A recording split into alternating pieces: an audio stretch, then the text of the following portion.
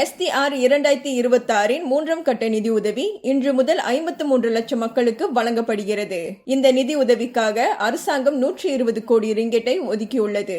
ஆண்டின் தொடக்கத்தில் 50 லட்சமாக இருந்த பயனாளிகளின் எண்ணிக்கை தற்பொழுது 53 லட்சமாக அதிகரித்துள்ளது. இந்த மூன்றாம் கட்ட உதவித்தொகை குடும்பத்தின் வருமானம் மற்றும் குழந்தைகளின் எண்ணிக்கையை பொறுத்து 150 முதல் 600 ரிங்கெட் வரை வழங்கப்படும். தனியாக வசிக்கும் மூத்த குடிமக்களுக்கு 150 ரிங்கெட் வழங்கப்பட உள்ளது.